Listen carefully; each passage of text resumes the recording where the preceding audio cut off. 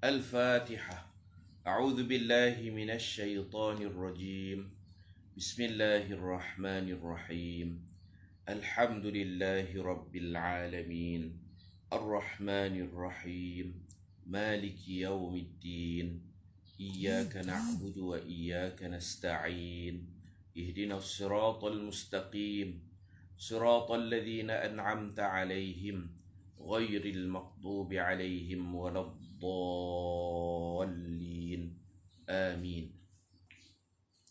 اللهم صل على سيدنا محمد وعلى آله وصحبه وبارك وسلم.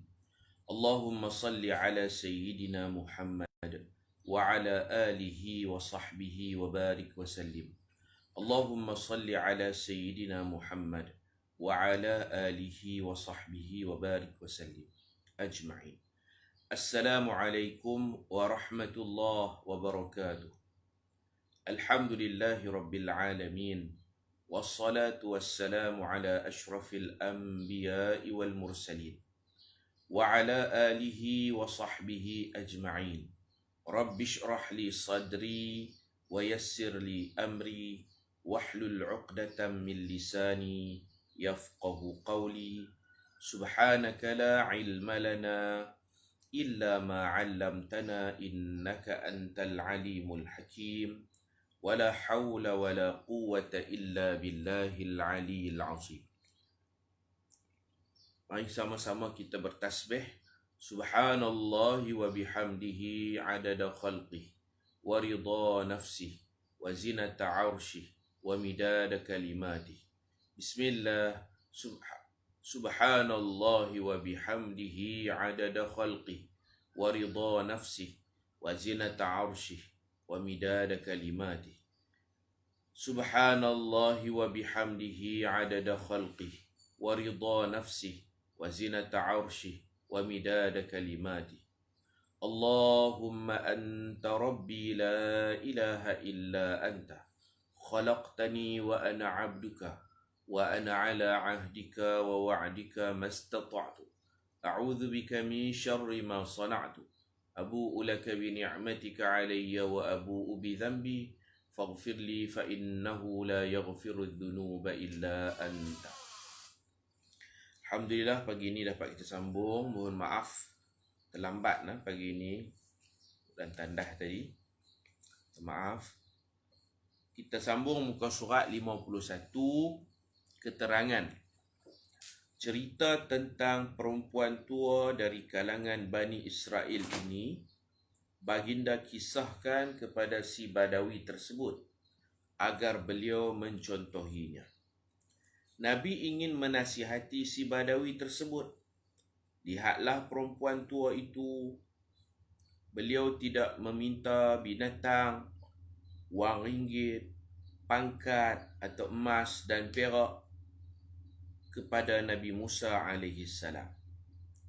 Beliau hanya meletakkan satu syarat kepada Nabi Musa, iaitu berdoa agar dirinya dapat masuk syurga bersama Nabi Musa AS sebelum menunjukkan kubur Nabi Yusuf AS. Dalam matan hadis kita dah lihat Nabi singgah di rumah Badawi jadi tetamu. Nazala bi a'rabi. Kita kalau kita singgah, kita panggil nazala. Sebab tu tempat persinggahan tu dipanggil manzil. RNR tu. Dia ada semayang sunat manzil, sunat perhentian, persinggahan.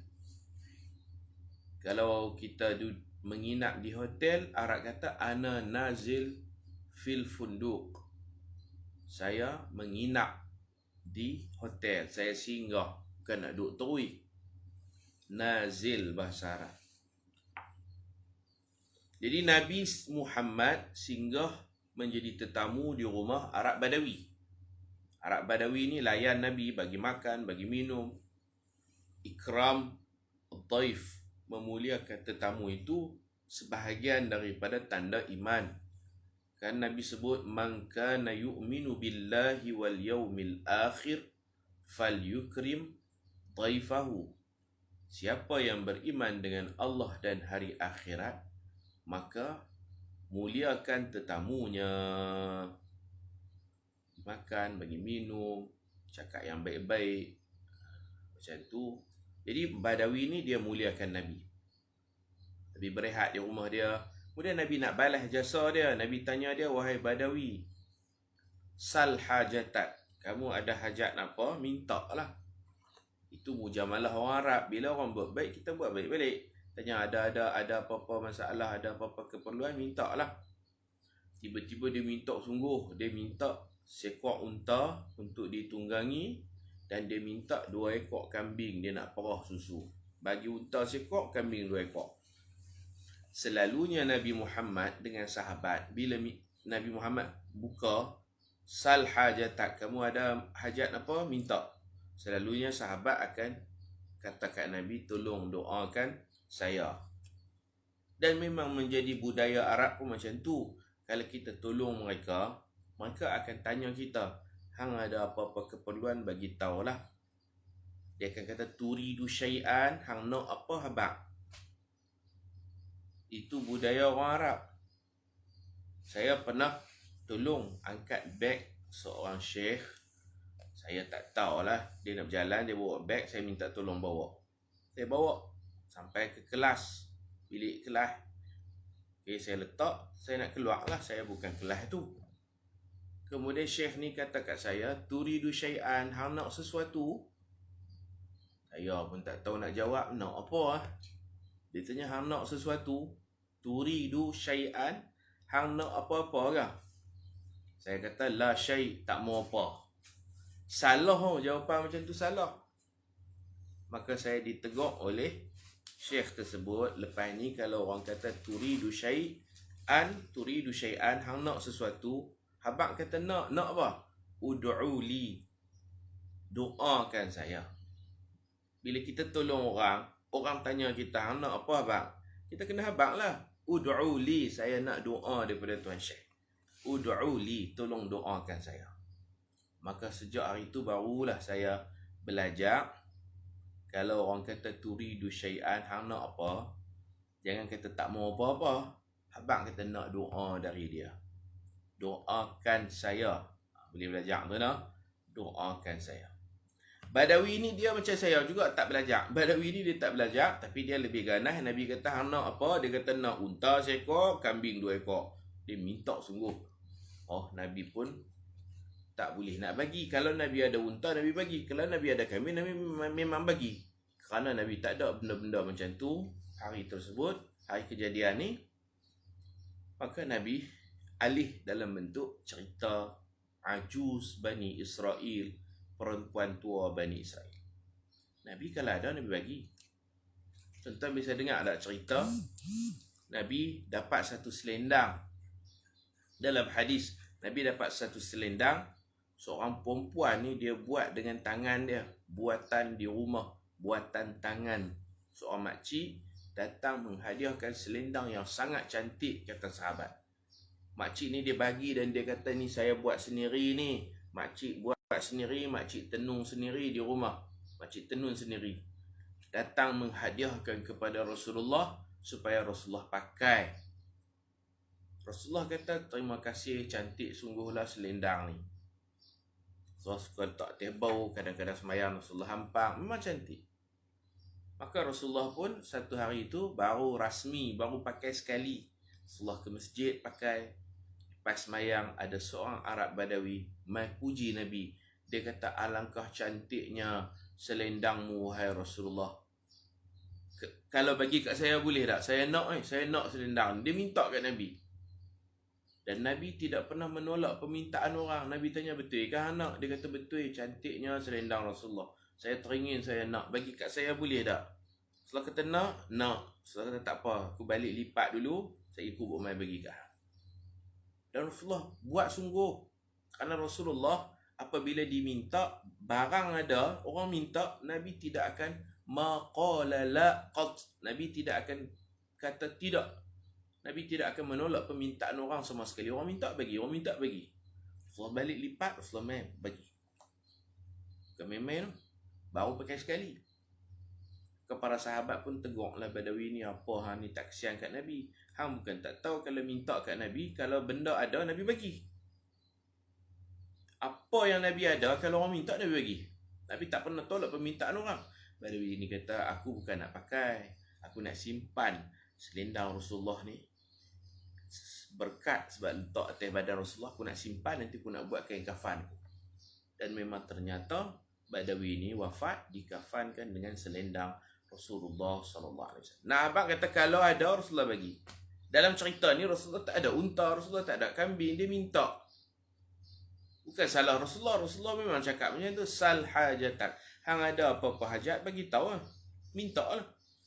Maksudnya mintalah doa kat Nabi. Peluang depan Nabi ni peluang, wahai Rasulullah tolong doakan saya. Wahai Rasulullah tolong doakan saya. Dia pergi minta sungguh. Allah, betul benda sungguh dia ni. Nabi tak boleh nak bagi. Nabi olah dalam bentuk cerita nak bagi dia faham. Ha? Sebahagian budaya rakyat Syria ni, mereka suka pergi dekat syekh, dia minta juga.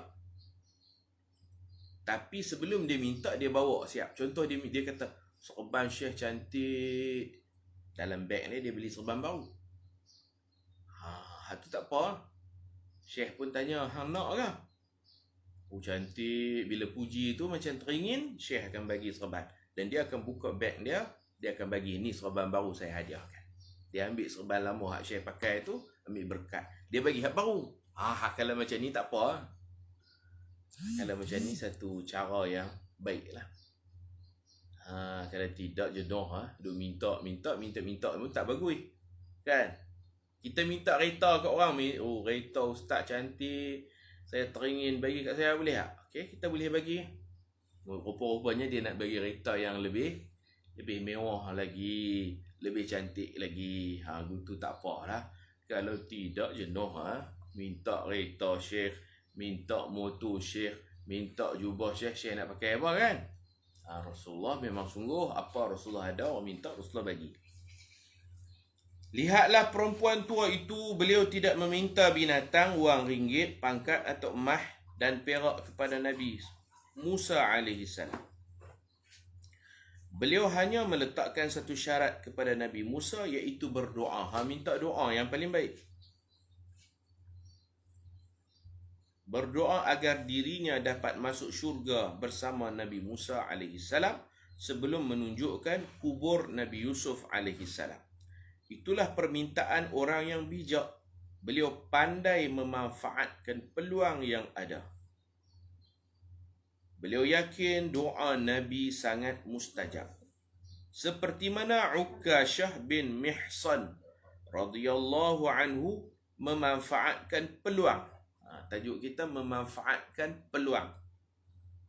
Dengan meminta Nabi SAW berdoa supaya beliau termasuk dalam golongan 70,000 orang yang berjaya ke syurga tanpa hisab dan azab.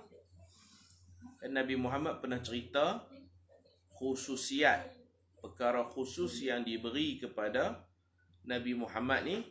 Umat Nabi Muhammad 70,000 terus masuk syurga tanpa perlu ditimbang amalan, tanpa hisab, tanpa azab.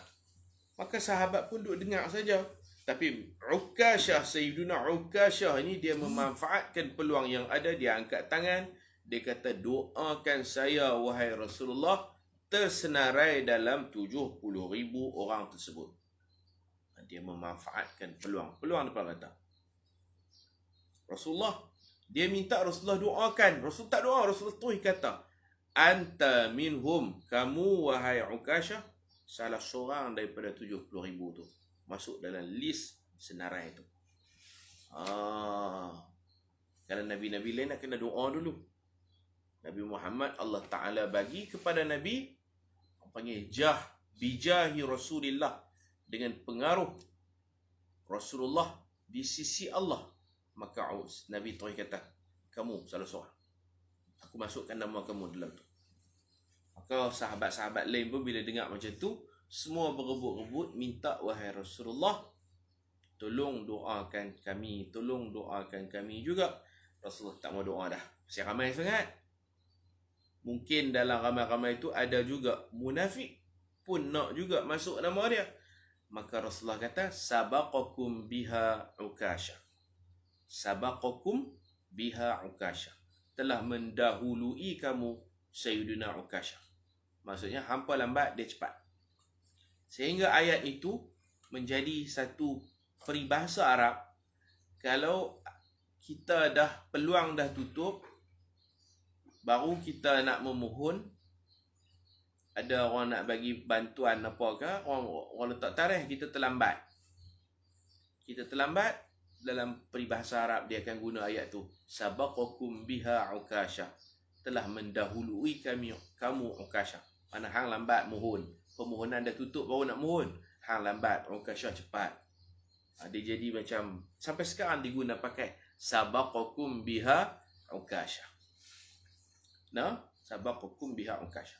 Contohlah saya umum kata ada 10 kitab wakaf. Dapat percuma 10. Siapa nak PM saya? Orang pakai PM lah. Dia ni lambat. Ada orang lambat kan? Nah, saya kata minta maaf habis dah. Cuma kita tak sambung lah. Itulah lambat sangat. Orang kena PM cepat. Dan PM lambat-lambat ni habislah. Sabaqakum biha Ukasha. Hampa terlambat. Ukasha telah pun ni. Okey, baik.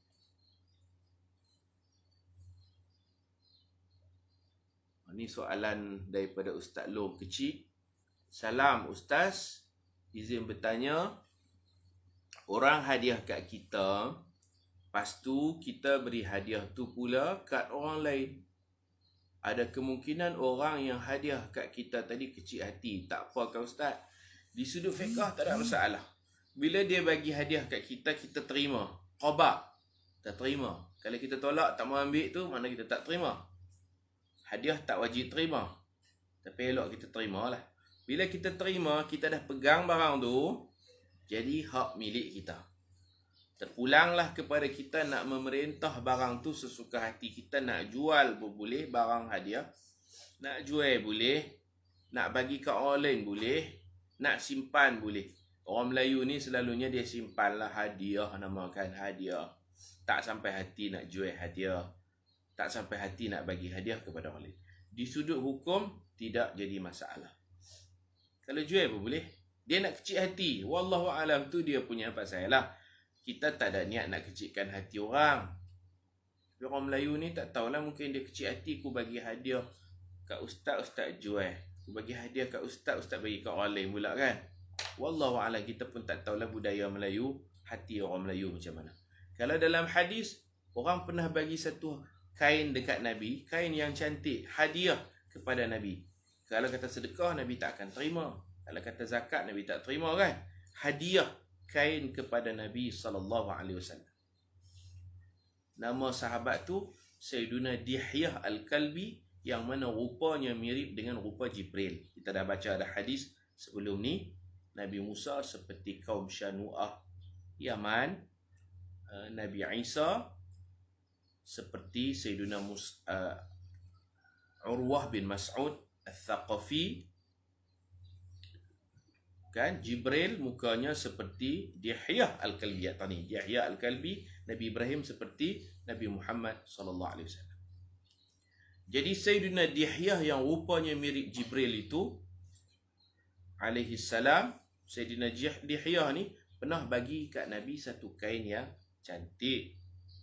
Nabi terima kasih, jazakallah khairan. Kemudian Nabi hadiahkan kepada anak angkat Nabi yang bernama Sayyiduna Usamah bin Zaid. Usamah bin Zaid bagi hadiah. Kemudian Nabi tanya Sayyidina Usamah, tak buat pakaian, tak buat jubah kan? Lama dah bagi kain, tak pakai-pakai pun, tak nampak pakai pun. Nabi tanya Sayyidina Usamah, mana kain yang aku bagi hadiah tu, hang tak pakai pun? Sayyidina Usamah kata, saya hadiahkan kepada isteri saya. Tu dia. Hadiah atas hadiah. Nabi tak kecil hati pun. Nabi kata, tak apalah. Cuma Nabi pesan, kain tu jenis boleh nampak bentuk badan. Kain tu dia lembut dan lincit. Hang kena pesan dekat isteri kamu. Kamu kena pesan kat isteri kamu, wahai wahai Sayyidina Usamah, pesan kat bini kamu kalau nak pakai kain tu kena pakai jubah selapis lagi kat luar, jubah luar, sebab takut nampak bentuk-bentuk badannya. Dia bukan ketat nak dia. Ada kan jenis kain kadang-kadang jubah orang perempuan kalau dia tak pandai pilih kain, dia nampak minta maaf cakap, nampak punggung dia jenis macam mana tak tahu, kain getah ke. Tu yang Nabi pesan, tak apalah, aku hadiah kat kamu, orang hadiah kat aku hadiah kat kamu, rupanya kamu hadiah kat isteri kamu, tak apalah. Tapi pesan kat isteri kamu kalau nak pakai jubah tu kena pakai jubah luar satu lagi, takut nampak kain tu tak sesuai sangat, takut nampak sosok tubuh. Okey, tu cerita dia. Baik, kita sambung. Jadi Sayyidina Ukashah bin Mihsan radhiyallahu anhu dia memanfaatkan pula. Viral cerita Sayyidina Ukashah ni pernah tuntut dekat Rasulullah nak pukul Rasulullah. Di hujung hayat Rasulullah dah sakit. Rasulullah pernah tanya siapa yang aku pernah pukul. Tak ada siapa mengaku. Tiba-tiba Sayyidina Ukashah ni dia minta nak sebat Rasulullah, pasal Rasulullah pernah sebat dia kan. Sampai datanglah cucu Nabi merayu, janganlah nenda kami dalam keadaan sakit. Datang pula anak Nabi, datang Sayyidina Hasan, Sayyidina Husain, Sayyidina Ali, Sayyidina Fatimah, pakat pujuk, jangan tibai tok wan kami, jangan tibai ayah kami, jangan tibai mentua kami. Cerita tu tak betul tuan-tuan, tak betul. Dia nak tibai juga, dia nak pukul juga Ukashah ni, dia nak pukul juga. Viral dulu. Zaman SMS pun ada, zaman WhatsApp pun sampai viral. Cerita ni tak betul. Hak cerita nak pukul Nabi balik ni itu dalam peperangan Badar. Bukan Sayyidina Ukashah, orang lain, sahabat lain. Cerita ni reka, sedangkan Sayyidina Ali waktu Nabi nak wafat, Sayyidina Ali tidak ada di Madinah. Dan Nabi wafat di dalam rumah Sayyidatina Aisyah. Sayyidatina Fatimah pun tak datang. Macam mana Nabi dalam keadaan sakaratul maut, Sayyidina Ukashah ni tuntut nak tibai, nak sebat. Sampai pakat sedih. Sayyidina Ali sedih, Sayyidina Fatimah sedih. Cerita tak betul. Yang betul perang Badar, Nabi buat pembarisan tentera. Sebelum nak perang, buat barisan tentera. Nabi atok dulu. Siapa pemanah, siapa menyerang kanan, siapa kiri, siapa berkuda. Nabi atok strategi. Dan Nabi buat pembarisan. Nabi cek lurus tak lurus pembarisan tentera. Buat kawat dulu, buat barisan dulu. Dan inilah kali pertama orang Arab belum pernah melihat perang ada baris, ada displaynya, ada strateginya, ada bincang dan rancang. Bincang dengan Sayyidina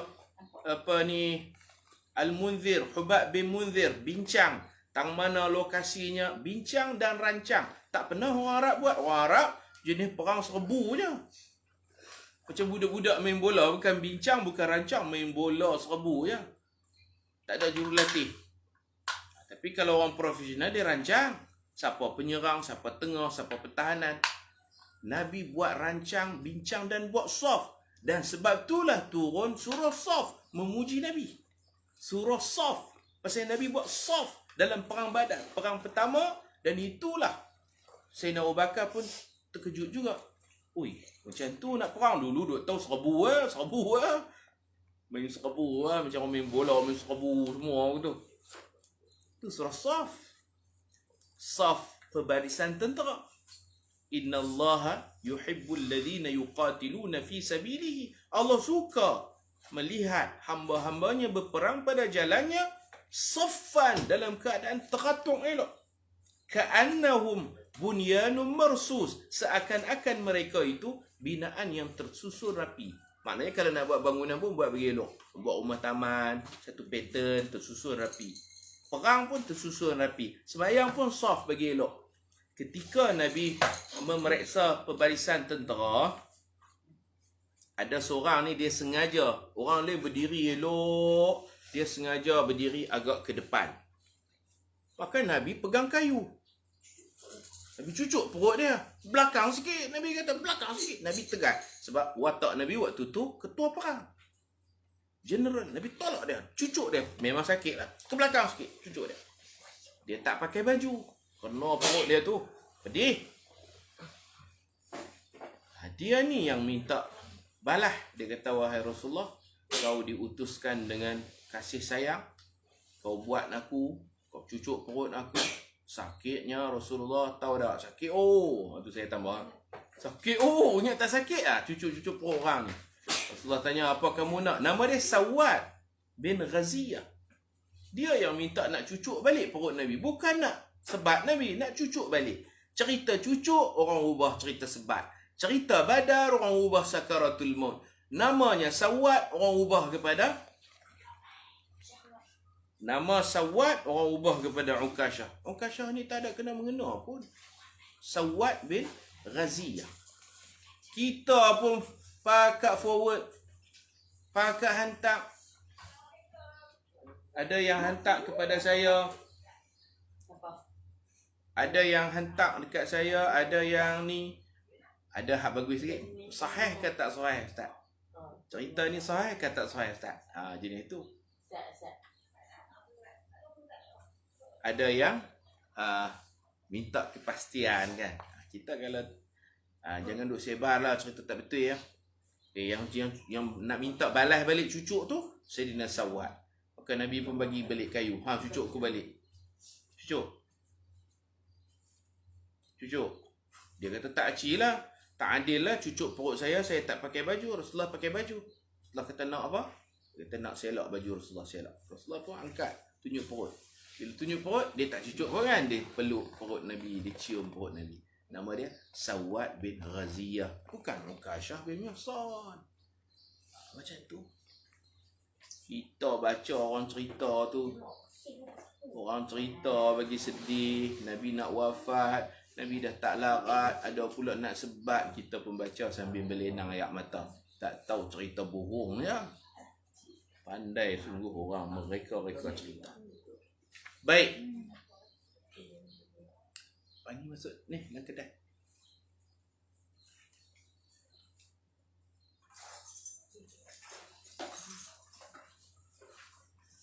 Begitu juga khadam Nabi yang bernama Rabi'ah bin Ka'ab Al-Aslami yang memohon agar dapat mendampingi Nabi SAW di dalam syurga.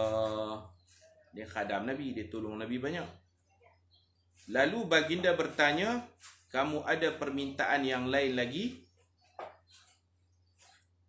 Ini apa nama dia, Rabi'ah bin Ka'ab Al-Aslami. Selalu orang cerita yang ni. Dia tolong Nabi. Nabi tanya dia, kamu ada permintaan apa? Dia minta nak murafaqataka fil jannah. Saya nak berdampingan dengan Rasulullah dalam syurga. Nak jadi orang kanan Rasulullah dalam syurga. Bukan dia minta masuk syurga, dia nak bersama Rasulullah, rapat dengan Rasulullah. Orang tahu kata rapid. Murafaqataka fil jannah. Lalu baginda bertanya, kamu ada permintaan yang lain lagi? Ada permintaan lain? Beliau berkata, huwa dzak, itu sahaja permintaanku. Maka Rasulullah SAW bersabda, fa'a'inni ala nafsika bikathrati sujud. Rawahu Muslim. Artinya, bantulah aku atas dirimu dengan memperbanyakkan sujud, yakni memperbanyakkan solat sunat.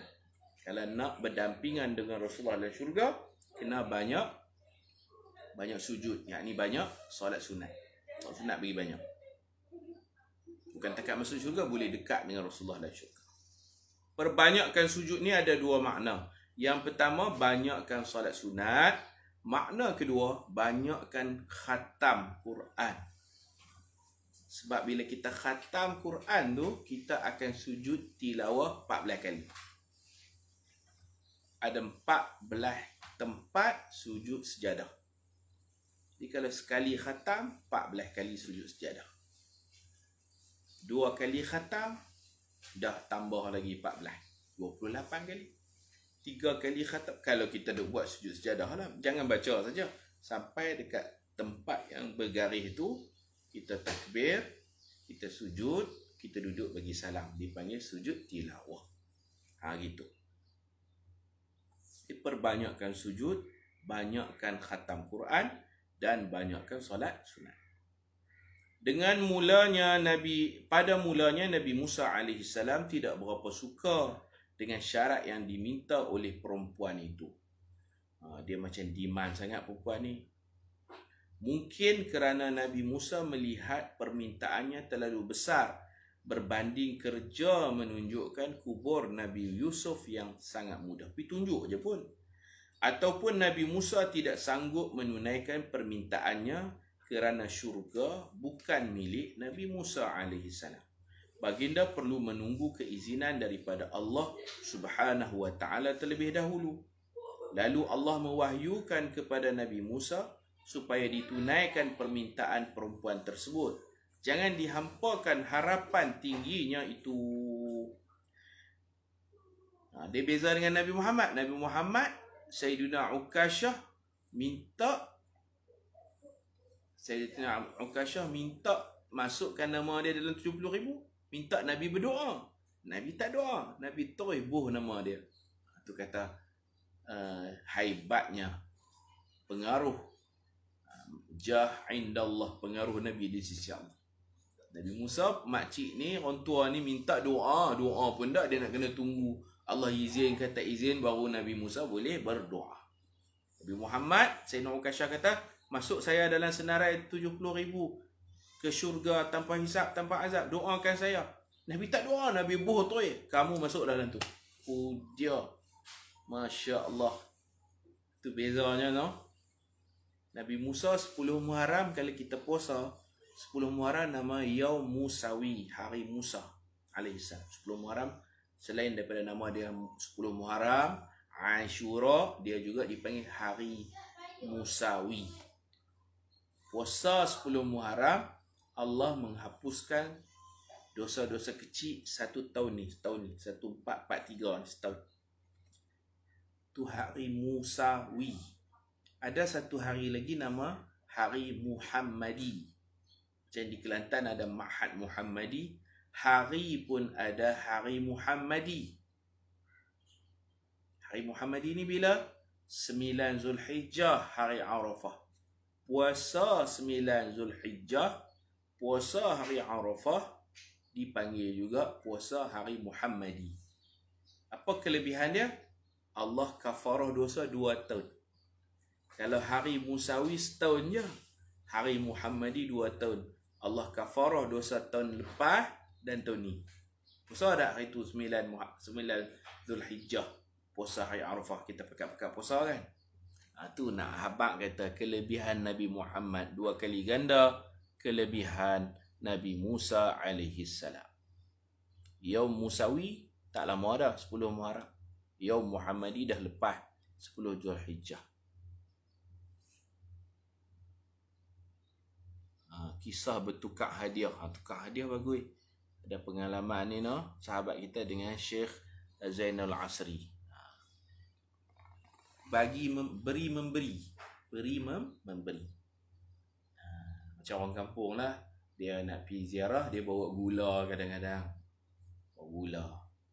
Bila dia nak balik, tuan rumah kata, tunggu Sat. Tuan rumah ni ada jemur ikan kering, ambil lah serba sikit ikan kering bagi. Mana hang bagi kat aku bagi kat hang. Tu bagus tu. Tu Nabi kata, tahadau, saling beri memberi hadiah. Habis tak ada apa nak bagi, kita doa, terima kasih banyak-banyak, jazakallah khairan, gitulah. Kalau kita ada, kita bagi. Kalau kita ada, kita bagi. Orang bagi, kita bagi. Mubazalah orang panggil, beri memberi. Bagus tu. Ziarah menziarahi bagus, beri memberi bagus. Kan? Orang kampung dia amal benda ni. Dia ada telur masin ke apa ke, dia nak pergi rumah dia beradik dia bawa lah 5-6 biji telur masin. Bila nak balik, adik beradik ni, tunggu Sat, aku nak tebang pisang nak. Tunggu Sat, nak sikat pisang. Bagi. Bukan ni apa ajak tukar nak, tak ajak tukar. Hati yang ikhlas, hang bagi aku nak bagi juga. Macam tu. Itu bagus, mubazalah. Jadi Nabi Musa kena tunggu dulu keizinan daripada Allah. Nabi Muhammad dah. Ada dalam bab-bab tertentu Allah memang peruntukkan untuk Nabi boleh selitkan doa Sayyidina Ukashah dalam 70,000 tu. Lalu Allah mewahyukan kepada Nabi Musa supaya ditunaikan permintaan perempuan tersebut. Jangan dihampakan harapan tingginya itu. Dalam syariat kita, baginda SAW membimbing kita supaya meminta pangkat yang tinggi daripada Allah Ta'ala. Dalam berdoa, mintalah syurga yang paling istimewa, iaitu syurga Al-Firdaus. Sesiapa yang meminta darjat syahadah, yakni mati syahid dengan permintaan setulus hati, Allah pasti akan menyampaikannya ke darjat syuhada, sekalipun dia hanya mati di atas katil. Mintalah juga digolongkan dalam golongan para anbiya.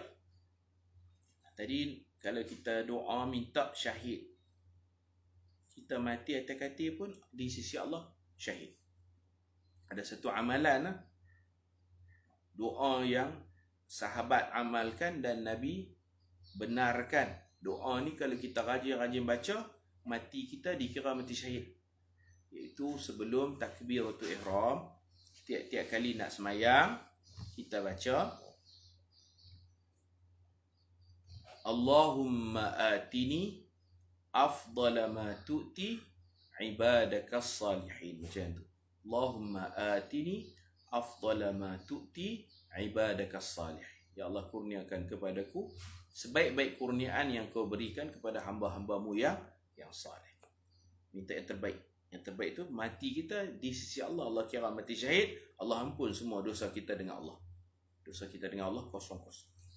Dengan orang, kena minta maaf lah. Mintalah juga digolongkan dalam golongan para anbiya, ulama, dermawan dan salihin, walaupun amalan kita tidak menyamai mereka.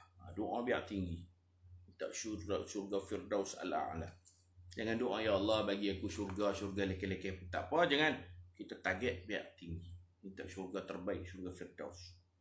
Selepas Nabi Musa berdoa seperti yang diingini oleh perempuan itu, beliau terus membawa mereka ke kubur Nabi Yusuf yang berada di dalam sebuah tasik.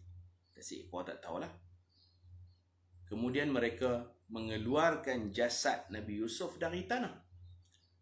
Jasad Nabi Yusuf masih elok dan tidak reput, kerana Allah mengharamkan tanah memakan jasadnya dan jasad semua anbiya. Ada hadis, innallaha harramal arda an ta'kula ajsadal anbiya.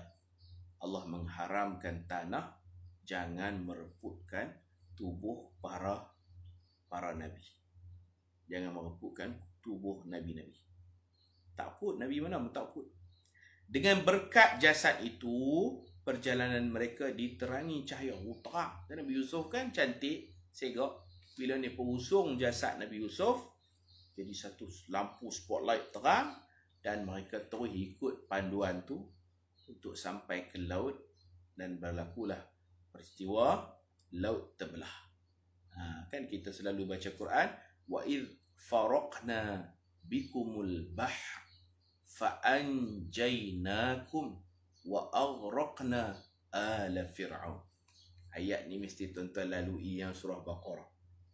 Saya waktu tak lancak baca Quran, duduk baca, duduk ulang sampai ingat. Juzuk awal tu banyak yang saya ingat pasal saya baca tak lancak. Kalau nak lancak kan, kaedah zaman dulu kan, baca ulang. Ada ayat tu, wa idh faraqna bikumul bahr, dan ingatlah satu peristiwa kamu Bani Israel, Allah Ta'ala faraqna, kami belahkan untuk kamu. Nabi Musa ketua ayat, tapi yang terbelah tu dengan izin Allah. Bukan Nabi Musa yang membelah, Allah kami yang belah. Fa'anjaynakum, kami selamatkan kamu boleh lalu, tak lemah. Lalu celah-celah ayat tu. Wa aghraqna, dan kami tenggelamkan, mati lemahkan ala Fir'aun dan konco-konconya. Ini apa mati lemah? 10 Muharram. Ada orang tanya saya kemarin, tahu mana Ustaz 10 Muharram? Sedangkan zaman tu belum ada lagi kalender hijrah. Kita tahu melalui sabdaan Nabi. Nabi tengok orang Yahudi puasa 10 Muharram, dan Nabi pun kisahkan kisah 10 Muharram. Nabi Musa membelah laut dengan izin Allah. Fir'aun mati lemah. Nabi Musa belah tu malam. malam 10 Muharram, Firaun mati lemah itu sebelah siangnya. Begitu. Itu kita tahu dengan penuh keyakinan, kita tahu pasal Rasulullah mendapat wahyu dan tepat hari tersebut 10 Muharram, kata Nabi sallallahu alaihi wasallam. Dengan berkat cahaya itu, perjalanan mereka diterangi cahaya seperti di siang hari. Mereka tidak lagi tersesat jalan. Wallahu a'lam bissawab. Wa sallallahu ala sayyidina Muhammad wa ala alihi wa sahbihi ajma'in. Walhamdulillahi rabbil alamin. Subhanakallahumma wa bihamdika ashhadu an la ilaha illa anta astaghfiruka wa atubu ilaik. Bismillahirrahmanirrahim. والعصر إن الإنسان لفي خسر إلا الذين آمنوا وعملوا الصالحات وتواصوا بالحق وتواصوا بالصبر. السلام عليكم ورحمة الله وبركاته.